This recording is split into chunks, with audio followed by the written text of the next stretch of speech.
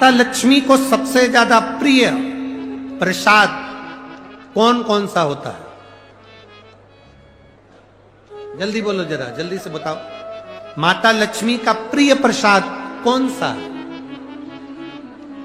कोई कहेगा खीर, कोई कहेगा सीरा हलवा, कोई कहेगा सिंघाड़ा, कोई कहेगा सीताफल, कोई कहेगा फल।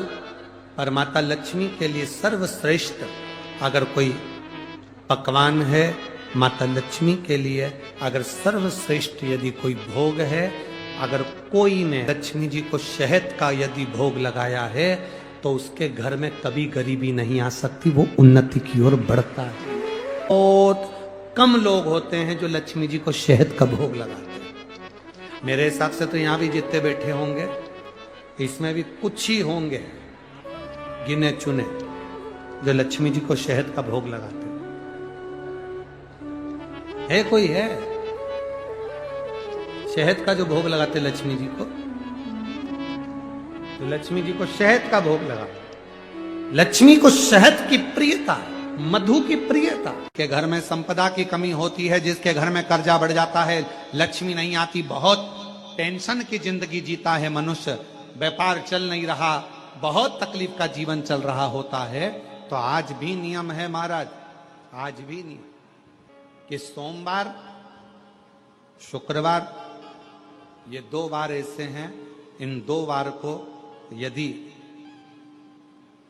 कटोरी में थोड़ा सा शहद रखकर, मधु रखकर यदि लक्ष्मी जी का स्मरण किया जाए और माता लक्ष्मी जी का स्मरण कर कर एक लाल पुष्प उस कटोरी के सम्मुख में माता लक्ष्मी का नाम लेकर रखा जाए और बाद में वही शहद, वही मधु और वही पुष्प सोमवार का दिन और शुक्रवार के दिन लक्ष्मी का पूजन कर कर, स्मरण कर कर, दूसरे दिन शुक्रवार के दिन पूजन करें, शनिवार के दिन उस मधु का, उस पुष्प का विसर्जन करें, सोमवार के दिन पूजन करें लक्ष्मी जी का स्मरण कर कर, और मंगलवार के दिन अगर विसर्जन करें, 5 या 7 सोमवार या शुक्रवार को यदि आप मधु का भोग लक्ष्मी जी को लगाना प्रारंभ कर दें, शिव का नाम स्मरण कर कर, तो उसके घर में कभी संपदा की कमी नहीं होती, लक्ष्मी उस संपदा को बढ़ाती है।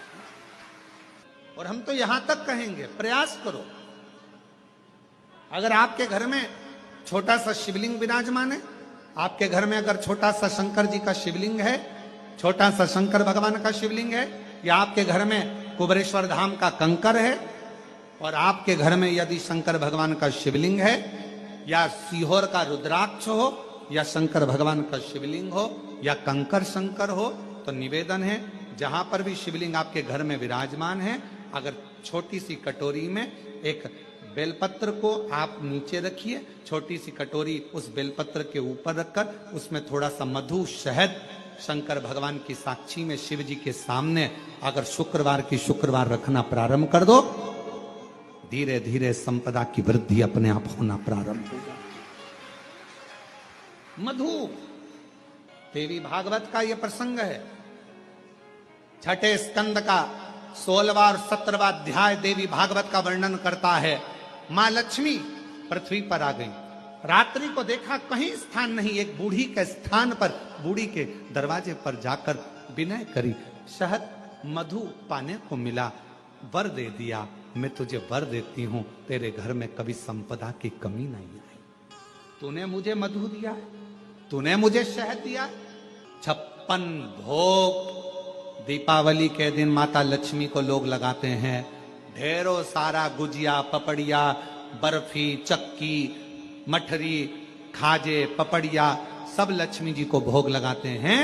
पर यदि एक पान के पत्ते पर भी एक बूंद अगर शहद का दीपावली के दिन अगर रात्रि को भी लक्ष्मी को भोग लगा दिया जाए तो कभी संपदा कम नहीं, कभी संपदा।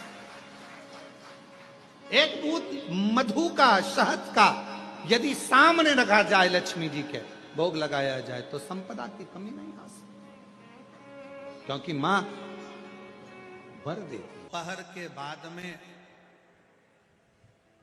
तोड़ी गई बेलपत्र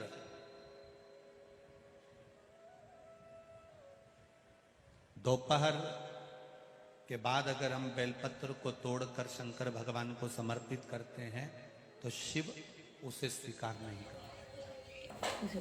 बनाती नहीं ठीक है। फूल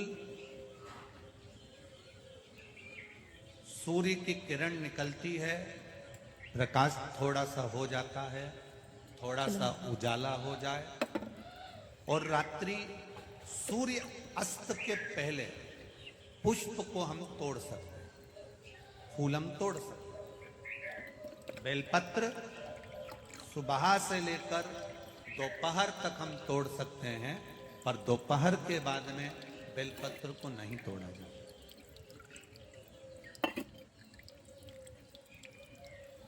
चतुर्थी, अष्टमी, नवमी, द्वादशी, चतुर्दशी, अमावस्या, पूर्णिमा, संक्रांति, ये ऐसे पर्व हैं जिस दिन बेलपत्र को नहीं तोड़ा जाता।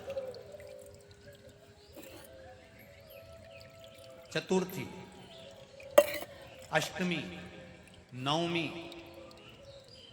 द्वादशी, चतुर्दशी, अमावस्या, पूर्णिमा, संक्रांति, ये वो पर्व है जिस पर बेलपत्र को नहीं तोड़ा जाता। पुरानी बेलपत्र 1 महीने पुरानी भी रखी है।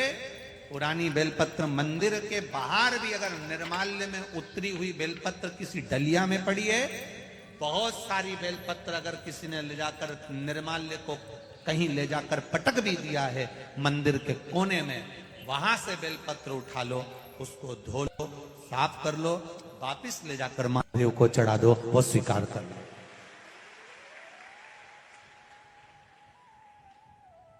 पशुपति व्रत कर रहे हो, चतुर्थी पड़ गई, अष्टमी पड़ गई,